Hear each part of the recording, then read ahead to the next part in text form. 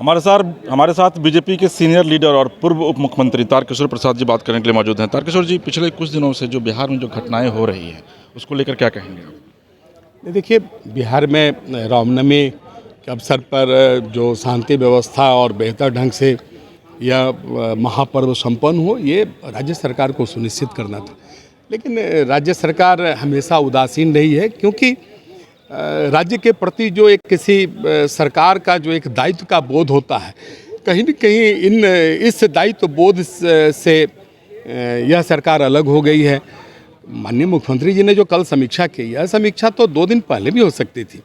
अगर ये 2-3 दिन पहले समीक्षा हुई होती तो आज ये घटना को रोका जा सकता था। जब इनके जनता दल यूनाइटेड के विधायक किसी को गला काटने की बात कर सकते हैं, तो आप समझ सकते हैं जब इनके दल के विधायक इनके नियंत्रण में नहीं हैं, तो फिर अपराधी कहाँ से नियंत्रण में? लगता है तारकिशोर जी कि ये सिस्टम का फेल्योरनेस है कहीं ना कहीं से? नहीं, निश्चित तौर पर यह जो पूरी व्यवस्था है यह पंगु हो गई है, और इसलिए पंगु हुई है कि सरकार का कोई ग्रिप नहीं है इस पर। सरकार का ग्रिप होना चाहिए। सरकार शासन का प्रशासन पर जो एक दबिश होना चाहिए, ये दबिश का अभाव लगातार हम सब महागठबंधन की सरकार में देख रहे हैं, और उसी का ये परिणाम है कि इस तरह की घटनाएं लगातार हो रही हैं। जदयू के नेता अमित शाह जी के दौरे पर तंज कस रहे हैं। वो कह रहे हैं कि अमित शाह जी बिहार में दंगा भड़काने आए थे, बिहार को दूसरा गोदरा नहीं बनने देंगे। हमारे यशस्वी गृह मंत्री तो इतने सख्त हैं कि इस तरह के किसी भी घटना को बर्दाश्त नहीं कर सकते हैं। और हम सब तो चाहते हैं कि बिहार को सहयोग करें, लेकिन बिहार की सरकार किसी भी प्रकार का सहयोग लेने से हिचकिचाती है, केंद्र से बात करने से हिचकिचाती है, राज्य कैसे आगे बढ़े इस बिंदु पर बात नहीं करती है। यहाँ तक कि माननीय मुख्यमंत्री जी कभी प्रधानमंत्री जी के साथ बैठक में भाग नहीं लेते हैं, कभी उनसे संवाद नहीं करते हैं, जिससे कि इस राज्य को और हम बेहतर कैसे कर सकें, इसकी पूरे तौर पर इस पर चर्चा होनी चाहिए, बात होनी चाहिए। एक आखिरी सवाल, आपको लगता नहीं कि बतौर गृह मंत्री अमित शाह जी को मुख्यमंत्री से बात करनी चाहिए इस पूरे मामले को लेकर? नहीं, देखिए, जब बिहार के मुख्यमंत्री किसी बिंदु पर वो केंद्र से बात ही नहीं कर सकते हैं, तो उनसे बात करना नहीं करना वो एक अलग चीज़ है।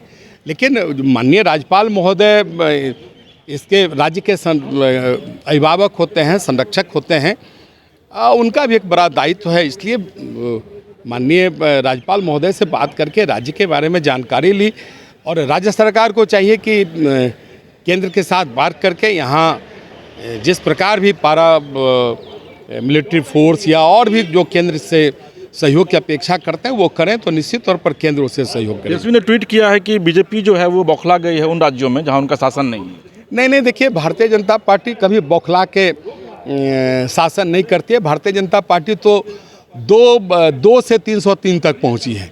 भारतीय जनता पार्टी के धैर्य को वो चुनौती नहीं दें, लेकिन उनकी जो घबराहट है वो घबराहट एक चिंता का विषय है।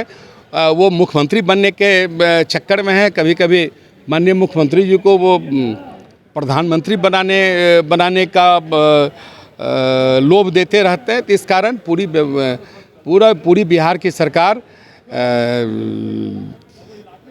मतलब कहा जाए कि कहीं न कहीं काफ़ी बेखबर है। तो तारकिशोर जी हैं, डिप्टी सीएम थे पिछली सरकार में, और कहते हैं कि बिहार में जिस तरीके से आरजेडी और जदयू बौखला गई है वो अब साफ सामने देखने को मिल रहा है, और यही वजह है कि बिहार में प्रशासन जो है वो नीतीश और तेजस्वी सब संभल नहीं पा रहा है।